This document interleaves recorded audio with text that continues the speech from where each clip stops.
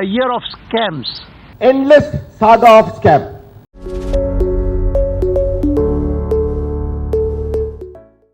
2012 में supreme court ने UPA सरकार के टेलीकॉम लाइसेंसेस रद्द कर दिए थे, जो कि 2G स्पेक्ट्रम स्कैम से मशहूर हुआ था। और कोर्ट ने आदेश दिया था कि टेलीकॉम स्पेक्ट्रम की नीलामी की जाए। मीडिया ने कोर्ट के इस फैसले को भ्रष्टाचार के खिलाफ एक मास्टर स्ट्रोक बताया था। अब 10 साल से ज्यादा समय बीत जाने के बाद मोदी सरकार सुप्रीम कोर्ट के स्पेक्ट्रम नीलामी वाले आदेश के बावजूद कांग्रेस ने यूज किए तरीके पर ही वापस आ गई। क्या ये मोदी सरकार का भ्रष्टाचार के खिलाफ एक मास्टर स्ट्रोक है?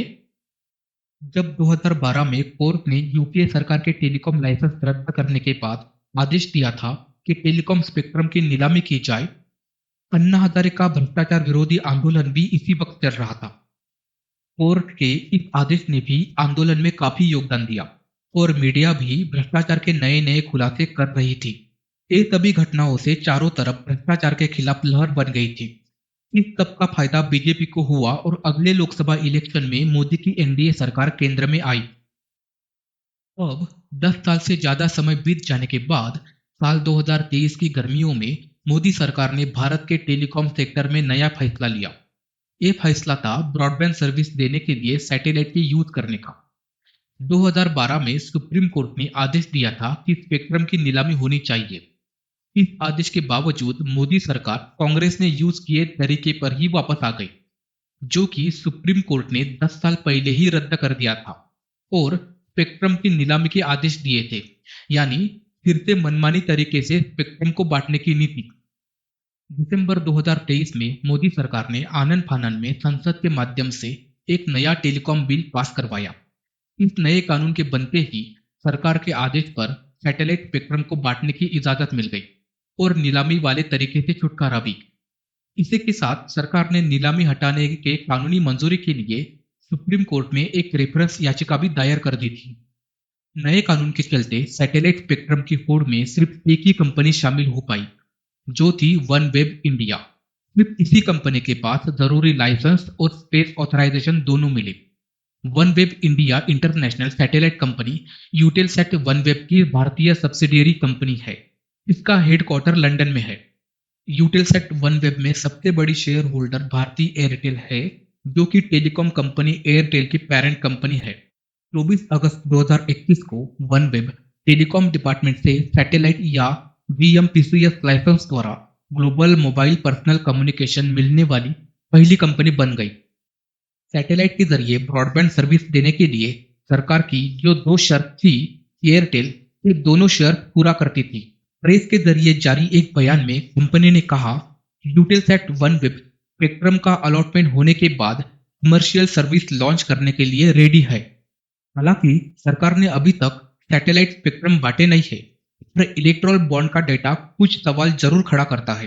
इस डेटा से पता चलता है कि भारतीय समूह ने सत्ताधारी भारतीय जनता पार्टी को 2 बार बॉन्ड के जरिए 150 करोड़ रुपए का चंदा दिया।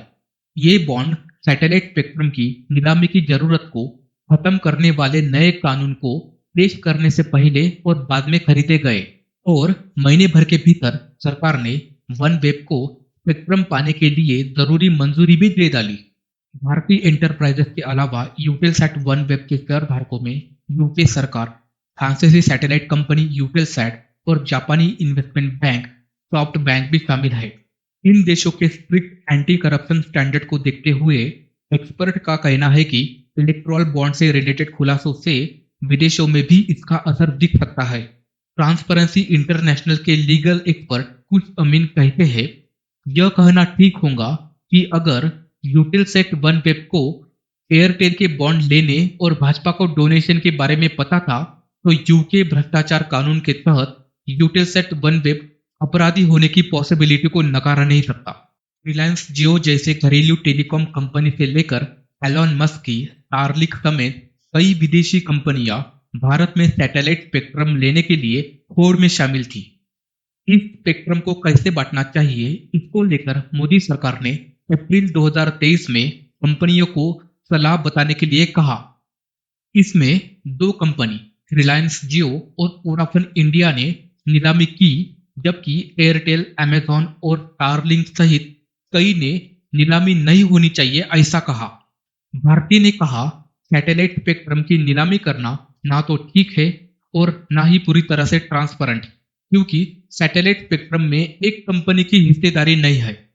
एयरटेल ने बोला कि नीलामी से स्पेक्ट्रम एक स्पेशल संपत्ति बन जाएगा। कंपटीशन में जो कंपनीज है उसको स्पेक्ट्रम देना है या नहीं, ये जिस कंपनी के पास स्पेक्ट्रम है वो खुद तय करेंगी। इससे एक कंपनी अपना फायदा देखते हुए कंपटीशन वाली कंपनी को स्पेक्ट्रम नहीं देने का फैसला कर सकती है। रिलायंस जियो ने इसके जवाब में कहा, यह जरूर देखना होगा कि स्पेक्ट्रम अलॉटमेंट के नियम किसी एक के लिए ज्यादा फायदेमंद न होकर सभी के लिए एक समान और ट्रांसपेरेंट होनी चाहिए। और कहा था कि स्पेक्ट्रम की नीलामी एक जैसे सर्विस देने वालों के बीच समान अवसर देने के लिए एकमात्र उपाय है। मीडिया रिपोर्ट के मुताबिक रिलायंस ने जस्टिस के.एस. राधाकृष्णन की कानूनी राय भी दिखाई। राधाकृष्णन ने कहा था, नीलामी सैटेलाइट बेस्ड कम्युनिकेशन के लिए स्पेक्ट्रम आवंटित करने का एकमात्र तरीका है। उन्होंने कहा था, सैटेलाइट और टेरेस्ट्रियल स्पेक्ट्रम के बीच कोई क्लियर डिफरेंस नहीं है, इसलिए दोनों पर एक ही नियम लागू होना चाहिए। पूर्व न्यायाधीश के.एस. राधाकृष्णन 2G स्पेक्ट्रम मामले की सुनवाई में भी शामिल थे। रिटायर्ड जज की राय हो या स्पेक्ट्रम नीलामी का सुप्रीम कोर्ट का आदेश, मोदी सरकार पर किसी का असर नहीं पड़ा। 25 नवंबर 2023 को यूटेलसैट वनवेब केंद्र सरकार से सैटेलाइट ब्रॉडबैंड लाइसेंस प्राप्त करने में कामयाब हो गई। 18 दिसंबर 2023 को लोकसभा में नया टेलीकॉम बिल लाया गया। बिल में न केवल इंटरनेट रोकना और निगरानी के लिए बहुत ज्यादा शक्ति थी, बल्कि स्पेक्ट्रम मैनेजमेंट में भी बदलाव देखने को मिला। इस बिल से कुछ सैटेलाइट बेस्ड सर्विस के लिए स्पेक्ट्रम अलॉटमेंट का रास्ता खुल गया और नीलामी के प्रोसेस से छूट, जिससे कंपनियां एक दूसरे से कंपटीशन करती। बिल में कहा गया, केंद्र सरकार पहली अनुसूची में दर्ज एंट्री को छोड़कर नीलामी के माध्यम से टेलीकॉम के लिए स्पेक्ट्रम अलॉटमेंट करेंगी। इसके लिए असाइनमेंट सरकारी प्रोसेस से किया जाएगा। पहली अनुसूची में सैटेलाइट द्वारा ग्लोबल मोबाइल पर्सनल कम्युनिकेशन या GMPCS शामिल है, जिसका लाइसेंस वनवेब को पहले ही मिल चुका है।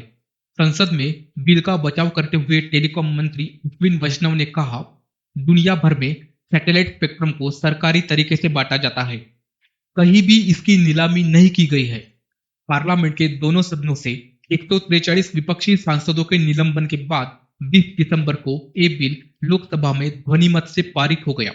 एक दिन बाद राज्यसभा में भी इसे पारित कर दिया। क्रिसमस के एक दिन पहले राष्ट्रपति ने इस बिल पर साइन कर इसे कानून बना दिया। सरकार ने न सिर्फ पूरी फुर्ती से इस बिल को आगे बढ़ाया, बल्कि तुरंत ही सुप्रीम कोर्ट का रुख भी किया। कोर्ट से अनुरोध किया कि वह ठीक जवाब दे, ताकि सरकार एक प्रशासनिक प्रोसेस के माध्यम से स्पेक्ट्रम के असाइनमेंट पर विचार कर सके। उसी महीने जनता की नजरों से दूर कुछ और घटनाएं घटी। 9 नवंबर को भारतीय एंटरप्राइजेस ने 100 करोड़ रुपए के इलेक्टोरल बॉन्ड खरीदे। ये सारी रकम भाजपा के खाते में गई। 4 दिन बाद 13 नवंबर को भाजपा ने सारे बॉन्ड भुना लिए। 8 दिन बाद यानी 21 नवंबर को वनवेब भारत के स्पेस रेगुलेटर से सैटेलाइट अधिकार पाने वाली पहली कंपनी बन गई। साथ ही यह सरकार से सैटेलाइट स्पेक्ट्रम पाने के लिए एकमात्र योग्य कंपनी बन गई। नए साल के शुरुआत में भारतीय एयरटेल लिमिटेड ने फिर से 50 करोड़ रुपए के इलेक्टोरल बॉन्ड खरीदे। ये भी भाजपा के खाते में गए। इसे भाजपा ने 12 जनवरी को भुना लिया। लाइसेंस और स्पेस ऑथराइजेशन मिलने से यूटेलसैट वनवेब को सैटेलाइट ब्रॉडबैंड इंडस्ट्री में सबसे पहले उतरने का फायदा मिला। हालांकि रिलायंस जियो को भी 2022 में टेलीकॉम डिपार्टमेंट से GMPCS लाइसेंस मिला, लेकिन कुछ मीडिया रिपोर्ट के मुताबिक इसे अभी भी स्पेस ऑथराइजेशन का इंतजार है।